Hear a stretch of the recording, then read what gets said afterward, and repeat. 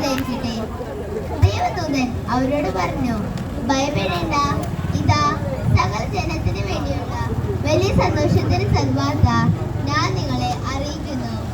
ദാവീദിന്റെ പട്ടണത്തിൽ നിങ്ങൾക്കായി ഒരു രക്ഷകൻ, കർത്താവായ ക്രിസ്തു ഇന്ന് ജനിച്ചിരിക്കുന്നു. മണ്ണിലലിയുന്ന മനുഷ്യനെ വിണ്ണിലേക്ക് എത്തിക്കാൻ ദൈവം തന്നെ മണ്ണിലേക്ക് ഇറങ്ങി വന്ന ദിനമാണ് ക്രിസ്തുമസ്. മാനവ മോചനത്തെയും സമ്പൂർണ്ണ സമാധാനത്തിനുമായി ദൈവം തന്നെ മനുഷ്യനായി അവതരിച്ചു.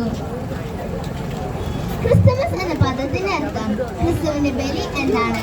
അതായത് പാപാന്ധകാരത്തിൽ നിന്ന് മാനവകുലത്തെ രക്ഷിക്കുവാൻ ജീവൻ തന്നെ ഹോമിക്കുക എന്നായിരുന്നു ഈശോയുടെ ജനനത്തിന്റെ ലക്ഷ്യം. പ്രശസ്ത വചന പ്രഘോഷകനായിരുന്ന ബിഷപ്പ് പൊട്ടൻജഷി ഇപ്രകാരം സാക്ഷ്യപ്പെടുത്തുന്നു: 1000 പുൽക്കൂടുകളിലും ഉണ്ണി പിറന്നാലും നമ്മുടെ ഹൃദയങ്ങളിൽ ഉണ്ണി പിറന്നില്ലെങ്കിൽ ക്രിസ്തുമസ് വ്യർത്ഥമാണ്. പുൽക്കൂടം നിർമ്മിക്കുവാനും അതിൽ ഉണ്ണിയെ പ്രതിഷ്ഠിക്കുവാനും നാം ഉത്സാഹിക്കുന്ന പോലെ നമ്മുടെ ഹൃദയങ്ങളിൽ ഉണ്ണി യേശുവിന് ജന്മം കൊടുക്കാൻ നാം പരിശ്രമിക്കണം. വിശുദ്ധ യോഹന്നാൻ സുവിശേഷകൻ ഇപ്രകാരം പറയുന്നുണ്ട്: അവനെ വിശ്വസിക്കുന്ന ഏവനും നശിച്ചു പോകാതെ നിത്യജീവൻ പ്രാപിക്കുന്നതിനും തന്റെ ഏകജാതനെ നൽകാൻ തക്കവിധം ദൈവം ലോകത്തെ അത്രമാത്രം സ്നേഹിച്ചു. ആ സ്നേഹമാണ് പുൽക്കൂട്ടിൽ പിറന്ന ഉണ്ണി യേശു. ദൈവദൂതൻ അവളോട് പറയുന്നു: ദൈവകൃപ നിറഞ്ഞവളുടെ സൃഷ്ടി, കർത്താവ് നിന്നോട് കൂടെ.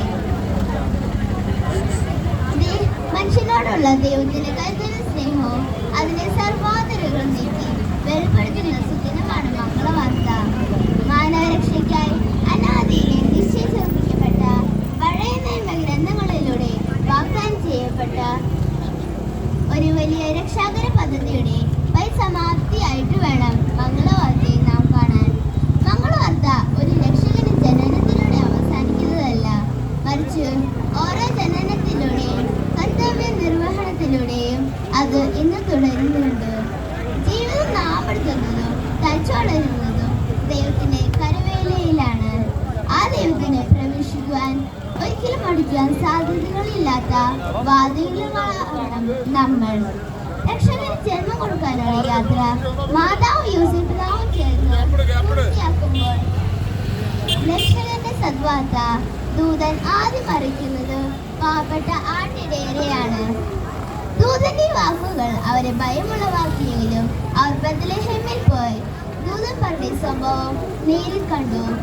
ഇടയിൽ സന്ദർശനം അവസാനിക്കുന്നത് മഹത്തായ ഒരു സാക്ഷ്യത്തിലൂടെയാണ്.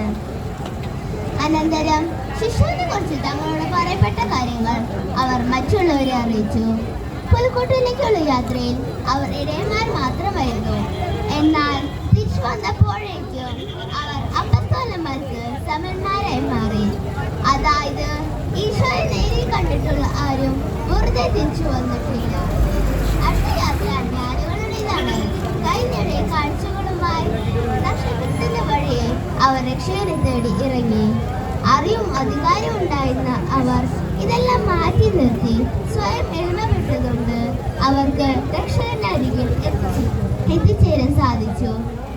എന്നാൽ അഹങ്കാരത്തിന് സ്വാർത്ഥതയുടെ മാണിമുടുകയിലിരുന്ന ജെറുസലേമിലെ പ്രകൃതിയായ ഹെരോദേസിന് രക്ഷകനെ കാണാൻ സാധിച്ചില്ല.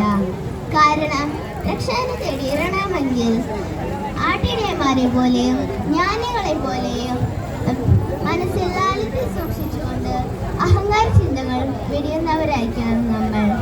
നന്ദി. Merry Christmas and happy new year.